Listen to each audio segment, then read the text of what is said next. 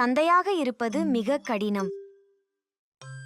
அப்பா, எனக்கு பசிக்குது, ரொம்ப கடுமையா பசிக்குது. நம்ம கிட்ட சாப்பிட கண்டிப்பா ஏதாச்சும் இருக்கும்னு நினைக்கிறேன்.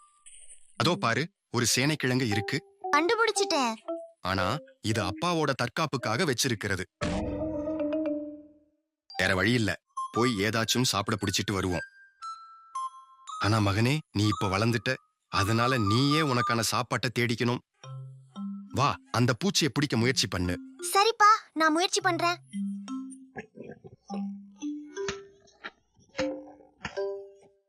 அப்படி பண்ணா உன்னால அதை பிடிக்க முடியாது. சரி, என்னோட சேர்ந்து பயிற்சி பண்ணு. இந்தா, நான் இந்த கல்லை வீசுறேன், நீ பிடி. சரி. இதோ. அடடா மகனே, அடடா மகனே. அப்பா, அந்த கல்லு பிடிச்சிட்டேன். இல்ல, அது காத்துல பறக்கும் போதே பிடிக்கணும். போனோவால கூட இத பிடிச்சிருக்க முடியாதுப்பா. சரி, போகலாம். அடடா, போனோபோனோக்கு இதில் சம்பந்தம் இல்ல. முதல்ல கல்லு சின்னதா இருந்தது, அதான் பிடிக்க கஷ்டமா இருந்தது. இந்த முறை பெரிய கல்லை வச்சு முயற்சி பண்ணுவோம். சரி. மன்னிச்சுடு. சரி விடு, இப்போ ஒரு பறவையை பிடிக்க முயற்சி பண்ணுவோம். சரி.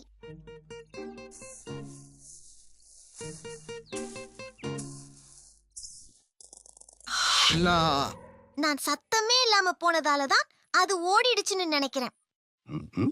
நம்ம ஆரம்பத்துல இருந்தே சத்தம் போட்டுட்டே போயிருந்தா பக்கத்துல போனாலும் அது ஓடி இருக்காது.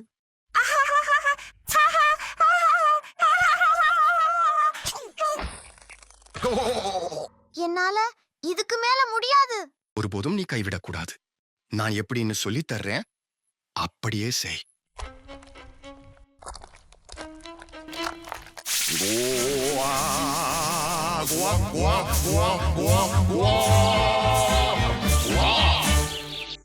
சரி, முயற்சி பண்ணு. என்னால முடியல. ஏதாவது சுலபமா சொல்லி கொடுங்க. வேற வழி இல்ல. பறவைகள் வர்ற இடத்துல இந்த தோரியோதோஷிய வச்சிடு. பாரு, அதுங்க மிரண்டு போய் மயங்கி விழுந்துரும். அப்புறம் நாம சுலபமா பிடிச்சிடலாம்.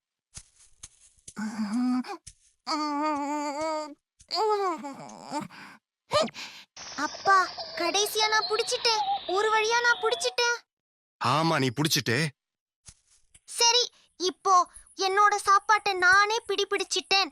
ஓ மகனே, அது நான் செய்த பறவை பொறியாலதான்.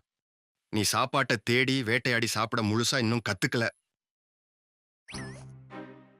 ஆனா நான் தானே சாப்பாட்டை இப்படி எடுத்தேன். அப்படின்னா கண்டிப்பா அதை நான் பிடிச்சதுன்னு கணக்கிலே வரும். முதல்ல அதை பிடிக்கிறது அவ்வளவு சுலபம் இல்ல. அப்பா, நீங்க அந்த கல்லை பிடிக்க முயற்சி பண்ணுங்களேன். சரி. அது சரியில்லை. அப்படின்னா எந்த பொறியும் இல்லாம நீயே பிடிச்சு காட்டு பாப்போம்.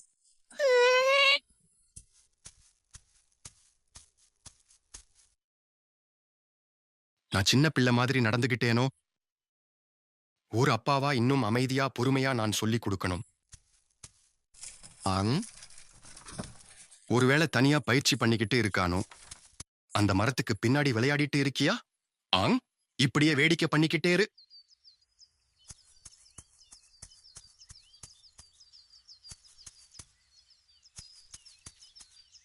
அப்பா, நாம கொஞ்சம் நடந்துட்டு வரலாமா?